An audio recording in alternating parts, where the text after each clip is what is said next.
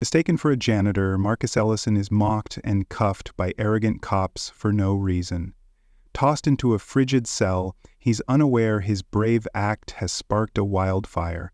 An FBI raid poised to unravel a web of corruption they never saw coming. "You can't just barge in back there." The officer's voice slices through the air as Marcus Ellison steps into the Oakwood Avenue precinct in downtown Charlotte. His boots, damp from morning drizzle, squeak on the tiles. His navy work uniform speckled with dust and rust from the basement pipes he'd fixed earlier. The stale scent of burnt coffee clogs the humid air. Marcus isn't here for trouble. He's here to do right. For 18 years, he's been the quiet backbone of the Elizabeth R. Thornton Administrative Building, fixing leaks and wiring with steady hands, unnoticed. They call him M, and he's fine with that. No flash, no fuss, no fights. But this morning a gnawing instinct grips him. He'd spotted two men loitering near the restricted lot behind the building, hovering by a sleek black Dodge Charger with out-of-state plates. One in a gray hoodie shoved something under the trunk, his eyes darting like a predator's. It wasn't dramatic, but it chilled Marcus, especially after a security briefing 3 weeks ago flagged that lot as a risk. "Watch for strangers there," the chief had warned. Marcus didn't hesitate. He grabbed his ID, tossed his tool bag into his van, and drove to the nearest precinct, heart pounding with the thought of averting disaster. Now he stands in the cold, tiled lobby, eyed by a white officer with a buzz cut and a sneer. A crackling radio spits police codes, amplifying the tension. "I work at the admin building," Marcus says, voice steady despite rising heat in his chest. "Saw something suspicious by the loading dock. Thought I'd report it." The officer squints, lips curling into a mocking smirk. "Janitor, right? Stick to sweeping floors." The words sting like a slap. "Maintenance," Marcus corrects, voice firmer. "Nearly 20 years, another voice cuts in, icy and commanding. Detective Paul Warwick, broad-shouldered, chewing gum like it's Marcus's patience, strides forward. "What's in the bag, buddy?" His eyes lock on Marcus's tool bag like it's a bomb. "My tools," Marcus replies, gripping the strap. Warwick doesn't ask permission, yanking the bag and ripping it open. A wrench clatters to the floor, the metallic clang echoing.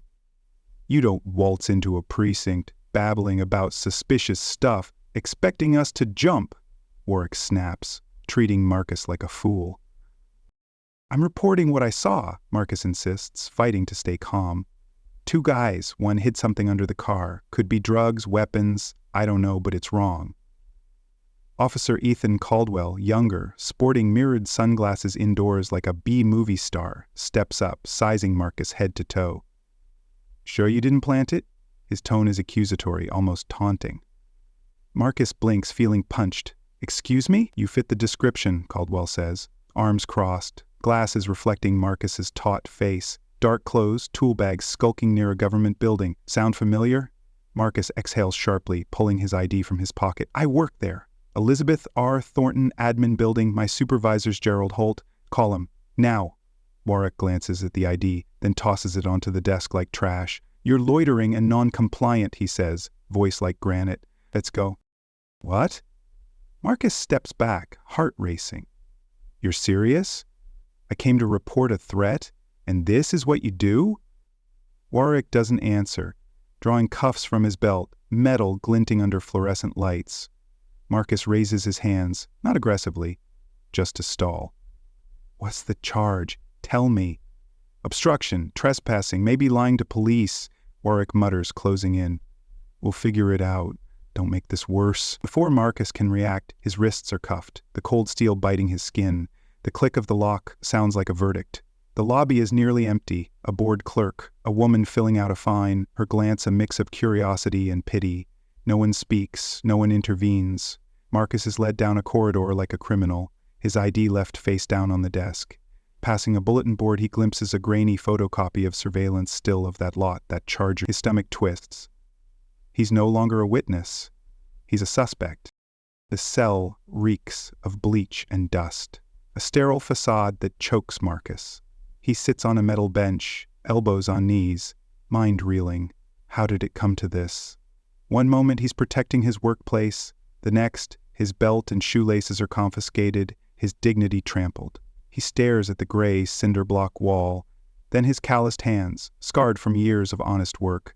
These are a laborer's hands, not a criminal's. He rubs them, the faint scrape the only sound in a space built to erase you. A raspy voice breaks through. "Yo, what'd they nab you for, man?" Marcus looks up. A wiry guy, late 20s, fidgets across the cell. Restless, eyes scanning like he's plotting escape. He wears a faded sweatshirt and scuffed Air Jordans, one sole peeling. "Loitering, apparently," Marcus says, voice low. "An obstruction." The guy snorts a bitter laugh. "They always make up crap when they got nothing real. Name's Jamal." "Marcus." Jamal tilts his head, studying him. "You don't look like you belong in this cage." "I don't," Marcus says, firm but weary. Jamal nods, his gaze piercing. "They're scared of guys like you. Know who you are, act right. Especially with our skin?" Marcus frowns. "What's that mean?" Jamal shrugs, voice sharper. "You walk in, try to do good, and they see a threat. Bet they didn't even check your ID, huh?" Marcus goes quiet, Jamal's words cutting to the bone. The cell door clanks. Caldwell enters, sunglasses still on, clipboard in hand. "Ellison got someone to call?" His tone drips mockery, like it's a game. "I told you," Marcus says, straining for calm as anger simmers. "My supervisor, Gerald Holt at the Elizabeth R. Thornton Admin Building, maintenance." Caldwell smirks, tossing a disdainful glance. "You think we're just going to ring up your supervisor right away? This ain't Hollywood, pal. Give me a number or you're rotting here." Marcus locks eyes with the sunglasses, itching to smash them. "I gave you the info, do your job." Caldwell slams the bars, the clang reverberating. "Watch your mouth, Ellison. You're making this worse." He stalks off, leaving Marcus's rage smoldering. Minutes crawl by, then 10. The fluorescent buzz drills into Marcus's skull, each second tightening the trap. Then a new voice, calm but firm, echoes from the hall. "You said he works at the admin building?" It's someone older, not Warwick's bark or Caldwell's arrogance. "Yeah, but it doesn't matter," Caldwell replies, dismissive. Guy walks in, spinning some story about a car, all rehearsed. "He's probably setting us up." A heavy pause. "You check his ID?" the older voice asks, sharp as a blade. Caldwell's silence speaks volumes. Marcus stands, gripping the bars, pulse racing. "You didn't check, did you?" the voice presses, now edged with anger. "I mean, Warwick glanced at it," Caldwell mumbles. "Glancing isn't verifying," the man snaps, his words ringing. Footsteps fade. Marcus sinks back, breathing hard. Trust is scarce, but that voice, questioning, unafraid, is a flicker of hope. At the front desk, Sergeant Henry Voss, grizzled with salt and pepper hair, flips through intake reports. Marcus's file stops him cold. Something's off. Way off. He grabs the ID Warwick tossed aside and scans it. Federal employee, level 3 since 2007. Voss clenches the card, fury rising. He storms to Warwick's desk, voice low but lethal. "Where is he?" Warwick, chewing gum, looks up lazily, in lockup. "Why?" Voss slaps the ID down, each tap a condemnation. "This man's been at the admin building 2 decades. You didn't verify? Didn't call? You cuffed him because of his clothes?" Warwick shrugs, but his eyes flicker. He looks shady. "Tool bag, hanging near the admin building, wrong place, wrong time." Voss leans in, voice like ice. "That not shady, Warwick. That's his job. You screwed up big, and it's gonna bury us." Warwick opens his mouth, but Voss is gone, leaving dread in his wake. Outside, Gerald Holt, head of maintenance at the admin building, paces his second-floor office. He's not one to panic, but Marcus's hour-long absence screams trouble. Marcus doesn't vanish, no long lunches, no slacking. Gerald checks the crew log, dials Marcus's phone. Voicemail. Again. Voicemail. He glances at the rear lot, where Marcus had flagged the Dodge Charger that morning.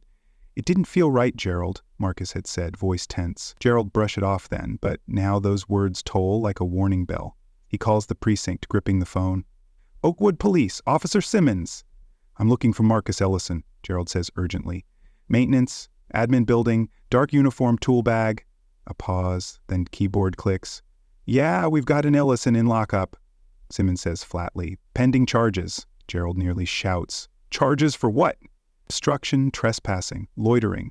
He works for the government, Gerald roars. Did anyone check his ID? I'm just reading the file, Simmons replies. Gerald hangs up, heart pounding. He dials a high-level contact, voice shaking with rage. We've got a major problem. Marcus is locked up, and I'd bet they're hiding something dirty. In the cell, Marcus leans against the cold wall, bottling his anger. Jamal's gone, leaving him with the lamp's buzz and distant phone static. Then a new sound, tires screeching outside, deliberate, urgent. 2 matte black SUVs pull up, no lights, no sirens, but radiating menace. 4 men in dark suits step out, moving like a strike team, eyes razor sharp. The desk clerk gapes as the lead agent flashes a badge. Get your commander, now! In the cell block, Marcus hears commotion, raised voices, hurried steps. He stands, pulse quickening. Something's shifting. Down the hall, Warwick types a report when Voss appears, face grim. We've got company, Voss mutters. Who? Warwick asks, voice unsteady. Feds, Voss says, and Warwick's gum stops mid-chew. 3 agents stride in, led by a woman in her 40s, hair pulled tight, eyes like daggers. She hands Voss a sealed envelope. Federal warrant, internal review, open it. Warwick bolts up. Hold on, what's this about? The agent's gaze cuts through him. Detective Paul Warwick, you're coming with us, now. Warwick pales, trying to stay tough. You've got the wrong guy. Her smile is ice. We don't make it worse. Another agent approaches the cell, keys jangling. The door swings open. Mr. Ellison, he says firmly. Marcus steps forward, wary. Yes? Justice Department, you're free. Marcus blinks, mind spinning. Just like that? The agent nods. Your arrest was a mistake. And we're about to make the ones responsible pay. Marcus emerges into the hallway, blinking under harsh fluorescence. Officers freeze mid-cap, phones dropping mid-call, the air thick with impending doom. Truth is coming like a freight train, and Marcus feels it in every heartbeat. He follows the agent, wrists still raw from cuffs, but the mood has shifted. Where suspicion and scorn once ruled, now there's panic and fear. Warwick stands rigid by his desk, face ashen, gum forgotten on the floor. Caldwell's sunglasses finally off, trembles, eyes darting like a cornered animal. For once, both are silent, their arrogance vanished. Stay close, the lead agent says, her voice a blade. At the desk, Sergeant Voss opens the sealed envelope, hands shaking as he scans it. Names, dates, surveillance timestamps, buried complaints. Warwick and Caldwell's names repeat like a curse. Voss whispers, God, what have they done? He knew the precinct had issues. Overzealous officers, missing evidence, unreported arrests. But this is damning. Package proof. A death sentence. He looks at the agent. We didn't know it was this bad. She doesn't blink. You do now, and we're not done. Marcus reaches the lobby, where 2 more agents wait by the entrance, one with a clipboard, another with a recorder. The taller one speaks, voice low but warm.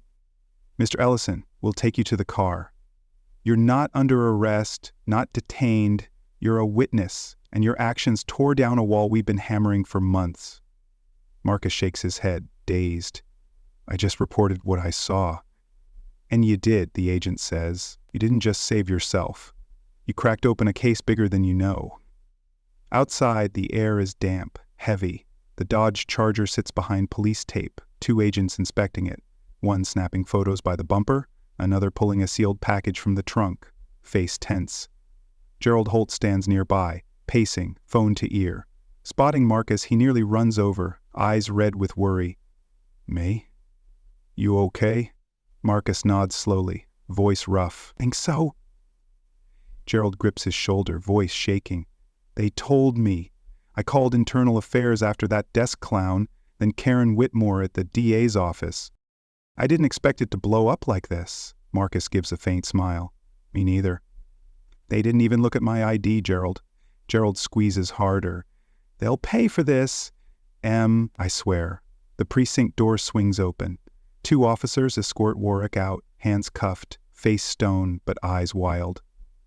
"You're making a mistake," he yells, voice cracking. Caldwell follows, no sunglasses, hands shaking, head bowed like a defeated man. A news van idles across the street, camera lights flashing. A crowd gathers, whispering, phones raised to capture it all. Gerald glances at Marcus. "You sure you're okay?" "Been better," Marcus says, "but I'm glad I spoke up. Almost didn't, you know." Gerald claps his shoulder. "You did right. They'll write about this and it'll shake the city." Marcus nods. "Let them write. I just want the truth." An agent approaches. "Mr. Ellison, we need your full statement. Admin building or regional office?"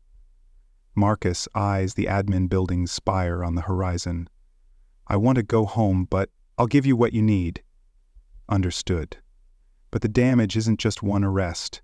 It's the dark secrets this case is about to expose." By morning, Charlotte's headlines scream. Feds raid precinct after wrongful arrest. Innocent maintenance worker triggers FBI corruption probe. 2 officers suspended in federal shockwave. But behind the ink lies a human story, raw with pain and hope. Marcus sits at his kitchen table, still in yesterday's clothes, minus the belt-late laces left at the precinct. He hasn't slept, just dozed fitfully. Not from fear, but from memories looping endlessly. Warwick's sneer, the cuff's bite, the cell's crushing silence. Agent Laura Kessler sits across, sipping coffee from a plain white mug. She arrived early, saying a home talk beats a sterile office. Marcus appreciates it but stays guarded. "Marcus, I know yesterday was hell," Kessler says, voice gentle but firm. "I need you to walk me through it, from the lock to the cuffs." Marcus crosses his arms, gaze distant. "Told one of your guys already." "I need details, Marcus, things only you'd recall. It's bigger than you think." He sighs, voice hoarse with exhaustion. "All right. Saw the black Charger after 10. Same car flagged in a security brief 3 weeks back. Linked to smuggling. 2 white guys, dark hoodies. One opened the trunk, hid something, kept checking over his shoulder like he was spooked." Kessler scribbles, eyes locked on him. "I looped back, they were gone. Car stayed. Thought about letting it go, but my gut said no. Didn't want my building, my people at risk." "You were right," Kessler says. "But how'd it feel when they turned on you?" Marcus clenches his fists. "Like betrayal. They didn't check my ID, didn't call Gerald. Warwick treated me like garbage. Caldwell kept prodding like he wanted me to snap for an excuse." Kessler nods, gripping her pen. "Warwick's got a history of skipping protocol, especially with black men. 9 complaints in 2 years, all buried. Your case?" "It's the spark." Marcus rubs his face, voice catching. "Didn't want anyone fired, just wanted to do right." Kessler leans forward, eyes earnest. "You didn't get them fired, Marcus. They dug their graves. You just flipped on the light." A knock interrupts. Gerald enters, holding a newspaper in a brown bag. "Egg sandwiches," he says, but his voice is strained. He drops the paper, its headline blaring. "Whistleblower's report cracks police corruption ring." Warwick's cuffed photo glares back. "Arrest video's viral," Gerald says. "You're a reluctant hero, M." Marcus shakes his head. "Don't want that." "It shows you," Gerald says firmly. Kessler glances between them. "This'll drag on, but Internal Affairs wants terminations. That precinct's being gutted. Warwick and Caldwell face probes for evidence tampering, illegal searches, targeting black drivers, even a stash of seized assets, millions, gone without a trace." Gerald gasps. "Good Lord." Marcus leans back, mind reeling. "All that just from me reporting a car?" Gerald rests a hand on his shoulder. "No, M, from you speaking up, you started an earthquake. Justice isn't just accountability, it's about who dares to claim it." By Friday afternoon, Marcus returns to work, but each step through the admin building's halls feels heavier. His ID badge hangs on his chest, and he nods to the guard, but colleagues' glances carry new weight. Not judgment, but awe tinged with curiosity. His story spreads like wildfire, local news, national blogs, justice reform groups dubbing him the reluctant whistleblower. Marcus hates the spotlight. But he's become a symbol for an age-old question. What happens when those we trust betray us? In the break room, a newspaper lies open, its headline sharp. 2 officers resign amid corruption allegations. DOJ deepens probe. Gerald enters, coffee in hand, face pensive. Meeting in the main conference room, he says. Federal attorneys are here. They're talking next steps. Marcus looks up. Do I have to go? Gerald hesitates. They didn't name you, but you should be there. Your voice matters, Em. 20 minutes later, Marcus sits in the conference room's corner, listening to a woman in a gray suit speak with authority. The DOJ will oversee the Oakwood precinct. Lawsuits are pending, and a deeper investigation will unearth every shadow. No one claps. The air feels like a courtroom. As the meeting ends, Sarah, an archives clerk, approaches Marcus by the elevator. What happened to you was awful, she says, eyes teary. I just stay calm. Marcus shrugs, voice low. Didn't have a choice. If I lost it, they'd have their excuse. But you could have screamed, punched a wall, Sarah says. Marcus shakes his head. That's not me. Wouldn't change a thing. Sarah hesitates, then squeezes his hand. Thank you for speaking up. It gives me hope, you know. Marcus offers a tired smile. Just don't let them forget this. He takes the stairs, needing space to breathe. That weekend, the city council holds a public hearing. It's no longer just about Warwick and Caldwell. People start talking. A teacher stopped without cause, a teen frisked for walking late, a single mom threatened for asking an officer's badge number. Stories, once silenced, now ring out through microphones. Marcus sits in the third row, quiet, but his presence is a silent flame, igniting every testimony. A woman, voice trembling as she recounts her son's wrongful arrest, looks at Marcus and says, "If not for you, I wouldn't be here." The crowd applauds and Marcus bows his head, pride and burden intertwined. At the close, the mayor announces a new civilian review board, independent, transparent. A pastor pats Marcus's shoulder as they leave. God picks the steadfast, not the loud. You're chosen, Mr. Ellison. Marcus nods, throat tight, back home. Marcus stands before his bathroom mirror, staring at himself. The man, reflected, is still him. Same eyes, same weariness. But something's changed. The world sees him differently now, a torch piercing the dark. Yet the calm after the storm demands more strength than the fight itself. He touches his wrist where cuffs once bit, wondering if he'd do it again, knowing the cost. A month later, Marcus faces a crowd at the East Charlotte Community Center. It's no grand event, just a neighborhood meeting with folding chairs, stale cookies, and lukewarm coffee. He didn't plan to speak, hating microphones and spotlights. But when a mother mentions his case, the room turns, silent as if holding its breath. Gerald, beside him, whispers, "Speak, Mim, they need you." Marcus stands, rubbing his neck, heart pounding. "I didn't want any of this," he starts, voice low but resonant. "That morning I just wanted to work, go home, live my quiet life, but I saw something wrong and thought I had to say something." He scans the faces, elders, parents, teens, all listening. What happened next wasn't just about me, it's about how we forget everyone's human. Not a uniform, not a stereo. His voice catches. They called me a liar, cuffed me like a criminal, just for trying to do right. Some days I thought I'd never speak again. It hurts. It's lonely. A woman in the front wipes tears. But silence, Marcus continues, only makes it worse. Sometimes you've got to be the wrench in the system, even if it costs your peace. Applause starts, soft, then swells like a tide. "I don't want fame," he says. "I want fairness. For everyone treated worse than me, who never got heard." The meeting ends and people approach, shaking hands, sharing their own scars, old wounds still bleeding. An elderly man grips Marcus's hand, voice quaking. "You gave me faith justice still exists. Thank you." Marcus nods, eyes stinging. That night, alone, he sits in silence. No agents, no interviews, just his thoughts. An email pings. A high school principal inviting him to speak to students about justice. "Just tell your story," it reads. Marcus smiles, relief washing over him. If his story stops one kid from being silenced, or one officer from erring, every pain was worth it. Change doesn't always spark from marches or grand speeches. Sometimes, it begins with an ordinary soul like Marcus, daring to challenge injustice and refusing to back down. He sought no spotlight, only home.